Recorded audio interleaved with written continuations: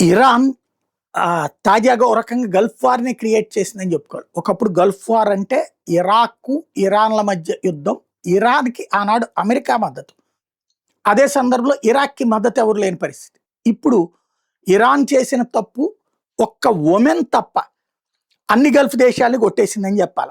US basis ఉన్నటువంటి Gulf దేశాలన్నిటిని కొట్టేసింది. Saudi Arabia ఓ రకంగా గల్ఫ్ దేశాలకు పెద్దన్న. ఆ సౌదీ అరేబియా, ఖతారు ఇట్లాంటి దేశాలు, దుబాయ్ అందరినీ కొట్టేటప్పటికి ఇప్పుడు వాళ్ళందరూ ఖచ్చితంగా యుద్ధంలో పార్టిసిపేట్ చేయక తప్పదు. ఇంకా అక్కడ వాళ్ళ ఎయిర్ బేస్‌లు ఖాళీ చేయకుండా వాళ్ళేమి చేయలేరు. ఇప్పుడు ఆ ఎయిర్ బేస్‌ల నుంచినే అమెరికా అటాక్ చేసింది. మొన్నటిదాకా మా దేశం నుంచి మీరు యుద్ధం చేయకండి ఇరాన్‌కి అని చెప్పారు వాళ్ళు. కానీ అమెరికా తర్వాత వాళ్ళని ఏం బెదిరేసిందో లేకపోతే వాళ్ళని ఎలా ఒప్పించిందో తెలీదు. ఆయా ఎయిర్ బేస్‌ల నుండినే ఇప్పుడు అమెరికా ఏకకాలంలో దాడులు చేస్తుంది ఇజ్రాయెల్‌తో కలిసి. దాంతో ఈ దాడులు చేస్తున్నటువంటి అమెరికన్ విమానాలను కూల్చడానికి అమెరికా బేసుల మీద ఇరాన్ చేస్తుంది.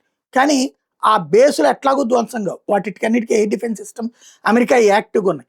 ఫెయిల్ అవుతుంది ఇరాన్‌కి సంబంధించినటువంటి air defence system. American air defence systems, Israel air defence systems స్ట్రాంగ్‌గానే ఉన్నాయి. అయితే గీతే వాటిని దాటుకుని 100కి ఒకటో రెండో వెళ్తుంటాయి. అట్లాంటి సిచ్యుయేషన్ ఇప్పుడు నడుస్తోంది. ఈ నేపథ్యంలో పెద్ద యుద్ధం అయితే తప్పని పరిస్థితి నడుస్తోంది.